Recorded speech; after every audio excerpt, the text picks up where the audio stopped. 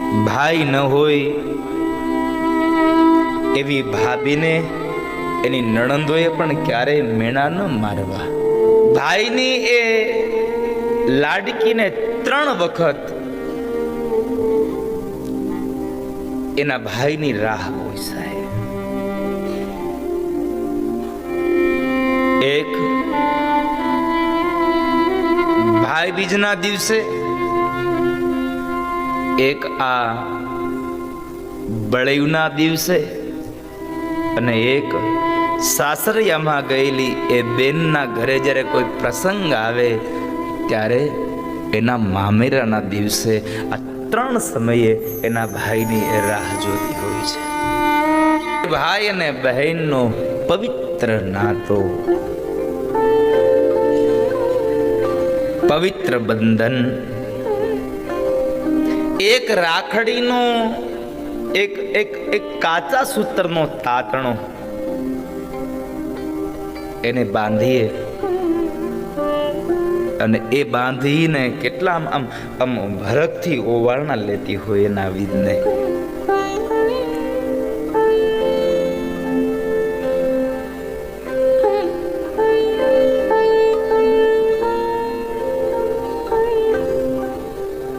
મારી ભાષામાં જો કહું તો હું ભાઈ અને બહેનના આ પવિત્ર બંધનના આ દિવસના આ વર્ણવા માટે શબ્દ ન હોય સાહેબ. કારણ પ્રેમ એ વર્ણવાનો વિષય નહીં, પ્રેમ તો અનુભૂતિનો વિષય છે. પ્રેમ હંમેશા અનુભૂતિ કરી શકાય, એને વર્ણવી ન શકાય. છતાં પણ ક્યારેક એ પ્રેમની વાતોને વર્ણવાના નમ્ર પ્રયાસો મેં કર્યા હોય છે.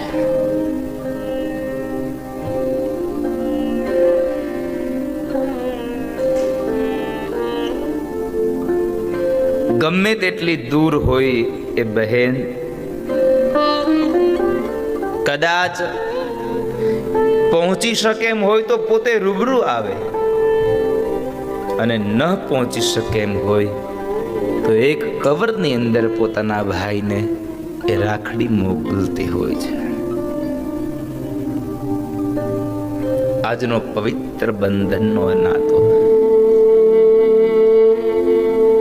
ભાઈની એ લાડકીને 3 વખત એના ભાઈની રાહ હોય સાહેબ. એક ભાઈ બીજના દિવસે, એક આ બળેવના દિવસે, અને એક સાસરિયામાં ગયેલી એ બેનના ઘરે જ્યારે કોઈ પ્રસંગ આવે ત્યારે એના મામેરાના દિવસે આ 3 સમયે એના ભાઈની એ રાહ જોતી હોય છે.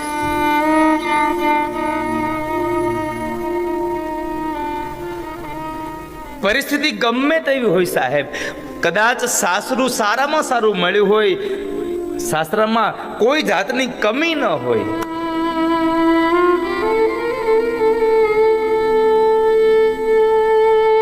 પણ જ્યારે એનો માડી જાયો વીર જ્યારે એના મામેરા લઈને આવે, મામેરામાં શું લઈને આવ્યો છે ને એ મહત્વ નથી, બસ મારો મામેરીઓ આવી ગયો ને એ મહત્વનું હોય છે. એના માટે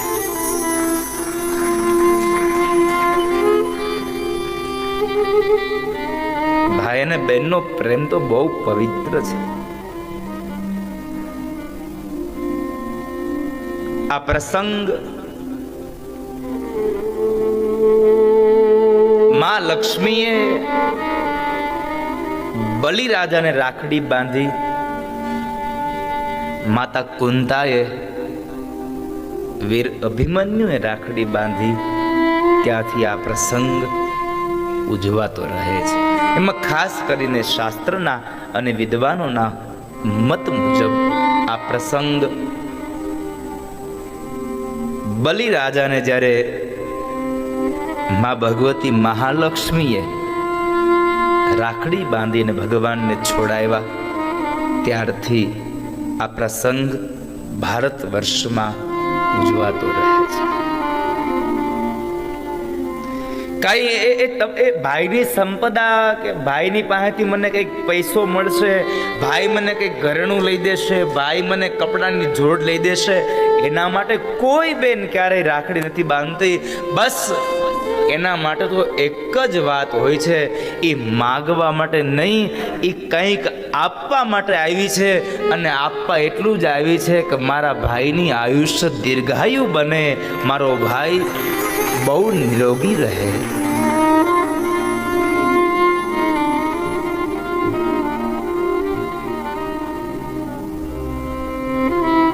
ભાઈ અને બહેનનો પવિત્ર બંધન એ નાતો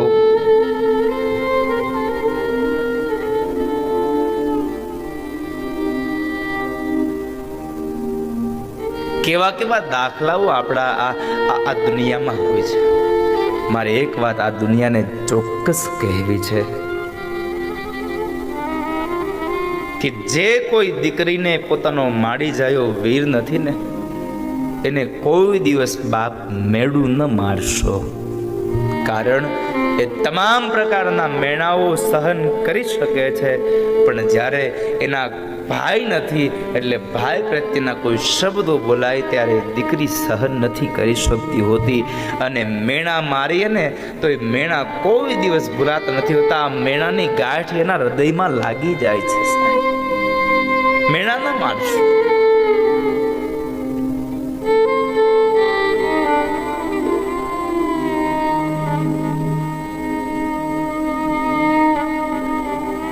ભાઈ ન હોય એવી ભાભીને એની નણંદોએ પણ ક્યારેય મેણા ન મારવા.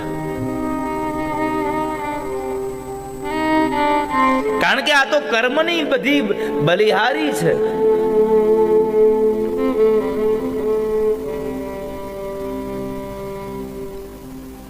યુવાન ભાઈ હોય અને યુવાન બેન હોય તો જ રાખડી બંધાય ના.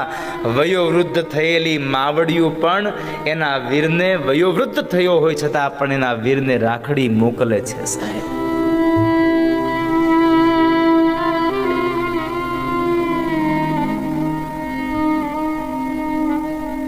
પહોંચી ન શકે એમ હોય તો કદાચ કોઈની સાથે મોકલી દે, કદાચ એ કવરની અંદર પેક કરીને મોકલી આપે. અને જેટલા બેનને અબરખા હોય કે મારા ભાઈને રાખડી બાંધું, તમે એમ માનો છો માત્ર બેનને જ આનંદ હોય? નહીં સાહેબ, કદાચ બેન પહોંચવાની ન હોય ને તો પોસ્ટ ઓફિસે જઈને 4 વખત પૂછી આવતો એક મારી બેનનું કવર આવ્યું છે. આગલી રાત સુધી એના બેનના રાખડીના કવરની રાહ જોતો હોય સાહેબ. કેમ નહીં આવ્યું હોય?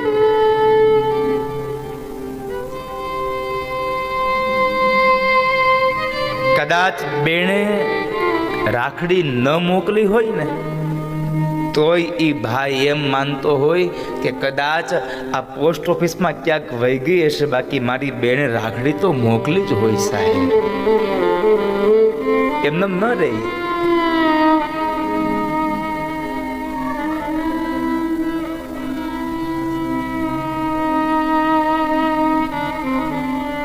અદ્ભુત પ્રસંગ છે.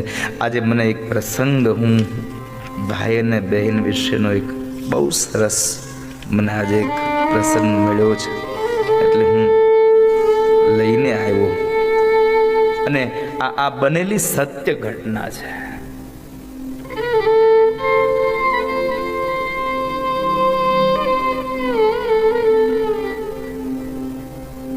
અમે લોકો નીકળવાના હતા ને તો અમારી બધી બહેનોએ અમને પેલા હાથે રાખડી બાંધી હતી. કારણ કે અમે આજે આ દિવસમાં અમે હાજર નથી સાહેબ.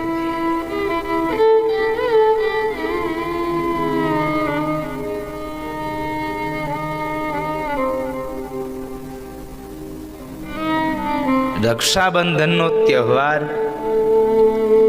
એ કોઈક ભાઈને પૂછજો જેને બેન ન હોય.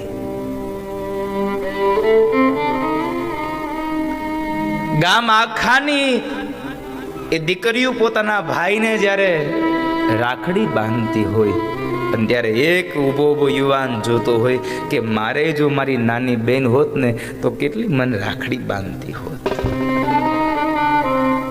મારા હાથમાં રાખડી બાંધતી હોત.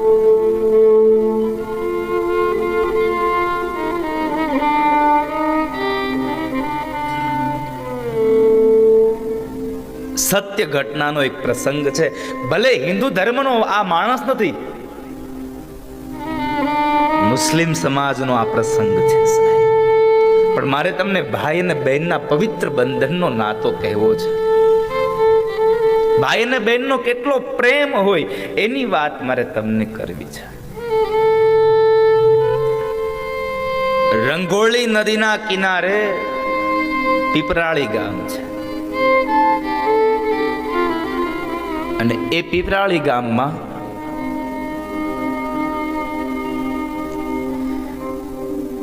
ગોરામિયા અને ગોરાબાનુ નામના એક ભાઈ બહેન છે. સાચું નામ તો કોઈને ખબર નથી, પણ એ દેખાવમાં ઉજળા હતા અને નમણા હતા એટલે ગામના લોકોએ એનું નામ ગોરામિયા અને ગોરાબાનુ રાખ્યું.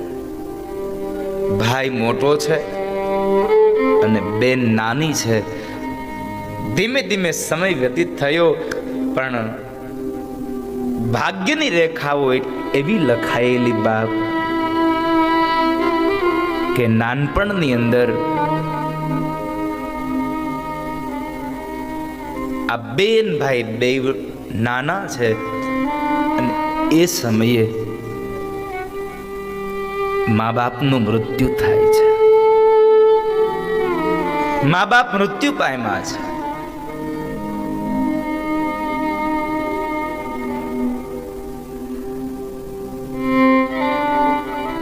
ધીમે ધીમે ધીમે ધીમે સમય પસાર થતો જાય. ભાઈ મોટો છે એટલે બેન ગોરાબાનુને એટલો લાડ લડાવે, એટલો હેત કરે, એક એક વાતનું ધ્યાન એની બેનનું રાખે છે, જાણે મા ને બાપનું બેઉનું પાત્ર પોતે ભાઈ ભજવતો હોય ને આટલી એની કાળજી રાખે છે.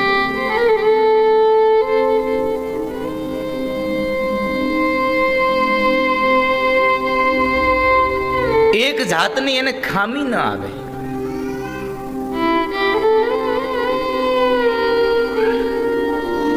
એટલું ધ્યાન એની બેનનું રાખે. ધીમે ધીમે સમય પસાર થઈ ગયો.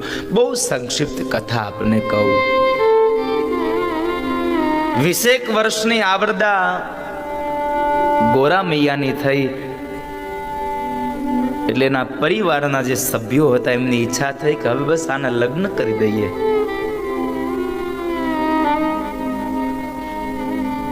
અને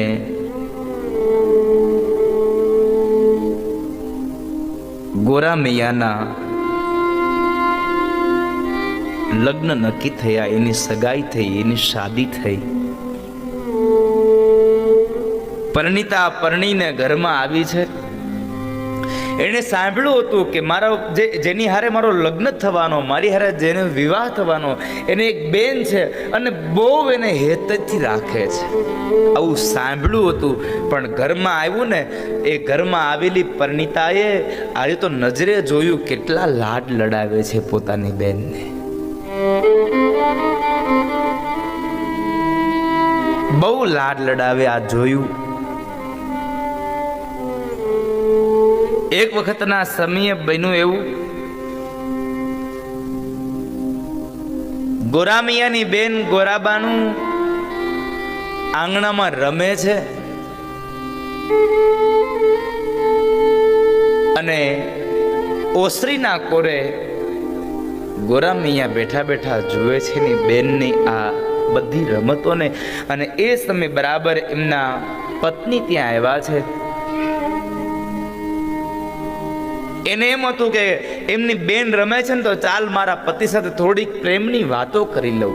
લગ્ન કરીને આવી છું તો થોડીક ઝંખના હતી, એટલે લગ્નની એ પ્રેમની વાતો કરવા માટે એના પત્ની આવીને એની પાસે બેઠા છે, પણ એના પ્રેમની વાતો મૂક પડતી અને ગોરામીએ તો એને એ